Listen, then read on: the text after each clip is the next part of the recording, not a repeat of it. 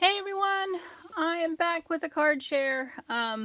So I just decided that Saturday was going to be another fun day for me. I did not take down my Christmas decorations. That'll be for tomorrow, which is Sunday. So you may be seeing this, I don't know when you'll see this video, but I'm recording it on a Saturday evening. It's about 10 o'clock, 10:40. In the evening, and so I finally got a chance to color up this image from Diana Markham. She released this image digitally through her Etsy shop, so I don't even know the name of it, so I guess you could just type in Gingerbread Loaf and maybe that'll come up for you.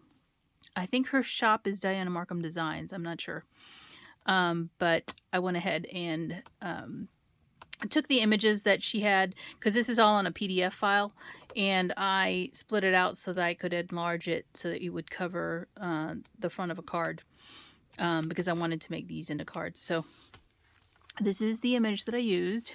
I used my Copics to color them. Excuse me. And instead of first looking through the papers that I was going to use, I decided to just color based on the colors I wanted to use for the image. So let me show you that first. Let's see. All right, how do I do this? All the reds. I'm just going to pull them for you. All the reds, and the reds are for the hearts and the tin. The bread loaf pan that are in the image. So there's the reds. And then the actual gingerbread loaf, which is a very small portion of the image, is colored,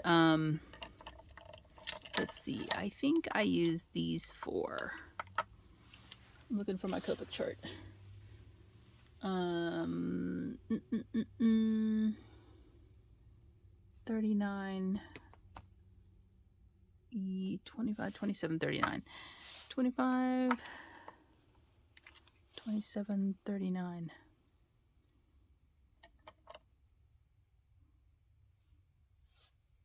Oh. I think this is what I used. I think I used these four.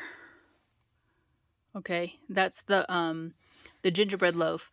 I think of molasses when I think of gingerbread. In the case of a bread type of thing or a loaf, I think of it being like a dark brown, really dark brown, because of the molasses. But then when I think of the gingerbread cookie, I wanted some contrast because there are 3 cookies on the top of the tin. So I went with these colors, more of a golden color, for the cookies. So I hope you can see that. There we go. So, and then of course, I have some other markers in here. Now, you'll probably notice that I do have 2 colorless blenders, and that's because I actually kept one with the brush tip and one with a bullet tip. So there's the bullet tip. Those are the new tips that came out for the sketch some years ago. So I keep one with this type of tip in it because it's easier for me to, it's a harder tip, so it's easier for me to push the ink back when I color outside of the lines. And then I have one with a brush tip too. So that's why I have them both out, because I was using them both to kind of move that ink around. I did use these 2 warm color, warm gray markers. Let's see. This was more for the outline on my first card, so that there was just some grounding effect to it. And then I used my Copic multi-liner to accent the eyes a little bit more on the first card. So those are the markers. And then this one, this Memento dual marker, I actually used this tuxedo black to edge one of my cards, because I actually fussy cut the image out instead of just leaving it, you know, in the paper. So those are the markers I used. I use this trim here. This is from Target, Dollar Spot. I don't know what year it came out, but does it have a year? It doesn't really matter, right? Because you probably can't get it again unless they just resell it again. But it's got little hearts in it. I think it came out for Valentine's. Not that my cards are Valentine's cards, because they are not. They're also not Christmas cards. I didn't stamp a sentiment on the inside yet. I use this die from Paper Tray Ink. It's the Nesting Rectangles Basics, but it's just to give you this dotted outline. Anna's a pro, Anna White. She's a pro with the tracing wheel, but I can't get my lines straight, so I still have to use something like this because I don't practice enough with it. I did use a tracing wheel though. And I used some sheets of paper, actually these two right here. Let me bring it closer. These two from Lawn Fawn are the sheets that I used for my cards. Peace, Joy, Love. I think I bought this from a D-stash from somebody, honestly. And even though these look like Christmas papers, I didn't make Christmas cards because I kind of just wanted to play.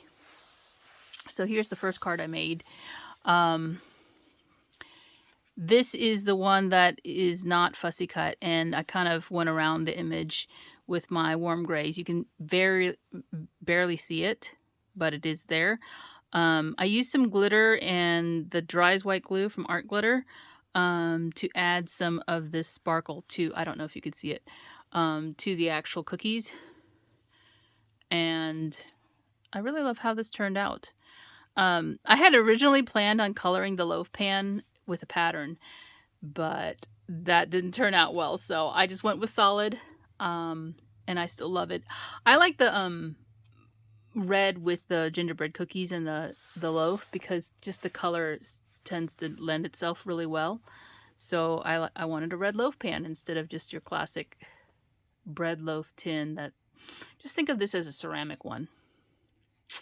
And then there's the what do you call it? The trim that I used with the hearts, and then there's a button here. And this is some of the weird polyester trim that I picked up while shopping with Carla up her way, and I used a button from my stash.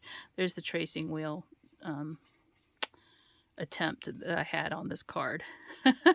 Oh, and the brown paper is actually also Lawn Fawn. It's a textured cardstock that they have. It's in, I want to call it milk chocolate or something like that, but it is a nice heavyweight, good for card bases, but I just wanted a layer here between the red paper and the white, just to bring in that brown color of the gingerbread loaf. And then on the inside, again, I didn't stamp anything because I don't know what I'm going to be sending it for. And then I just stamped this little guy on the back. This little stamp comes from the paper source. I just signed my initials in there, 2022. And yes, it's 2022. And I did round the corners on the image.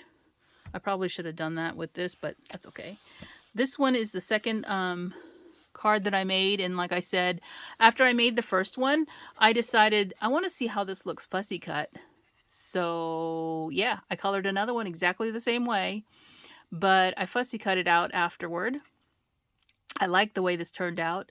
If you noticed, this looks a little popped up at the top part where the cookies are, and it's because I only glued this part of the tin down. I didn't, or the image, I didn't glue the top part. So it comes away from the paper because it's kind of curled a little bit. And I like that because it gives it some depth. Like the cookies are standing up on their own. So I just cut a portion. I had some scrap of this. I cut some of this paper as well and then butted them together. And then I took my die that has the perforations in it, and I actually taped the two pieces together, ran it through my die cutter, and there's just a big rectangle of dots around the edge of this card. And then there's my same ribbon that I used with the hearts, and I used a button. And this little trim here comes from Carla. I think because she sent me a package of crafty things, I just took some of this, I don't know what it's called, but she had a lot of it on a roll. It looks like kind of like doll hair in a way, but I threaded it through the button here and then glued that down with some of my Helmar glue. I don't like to get my hot glue gun heated up. I hardly ever use it, so I don't like to get it out just for one thing, so I'm kind of lazy like that. So I just use regular fabric glue, or sorry, this quick dry adhesive that I love. I love this stuff. So I don't have to heat up my gun. And plus I won't burn myself because I tend to do that. But anyway, you can see the image is colored the same way. In this image, instead of the glitter that I used on the first card, I actually used a different type of glitter, and this is the Rock Candy Stickles glitter from Tim Holtz from Ranger. I bought a whole bunch when they had them for really good price at Tuesday morning, so I just stocked up on it, and I have lots of it to play with. So I did use the Dries White glue as well for this, so that it's more of opaque when it dries, and then it looks like a bright white. And I, like that for the icing. So again, the two images are colored pretty much the same way. You'll notice the eyes on these guys a little bit bigger, and it's because I used my multi-liner pen to make the dots much more prevalent. I might go back and do that afterward, but this card opens sideways, and then this card is lengthwise. And I just stuck another piece of scrap in here. Again, I haven't stamped the sentiment because I'm not sure what I'm going to send it for. I don't want these to be Christmas cards, even though there's gingerbread on them. Maybe for Valentine's? Maybe. And then I stamped my stamp on the back, and I have this little heart stamp from Stampin' Up! In this little bowl over here, which I haven't cleaned my desk. It has all kinds of things. Snowmen. Here it is. 1998 Stampin' Up! This little heart with a button on it.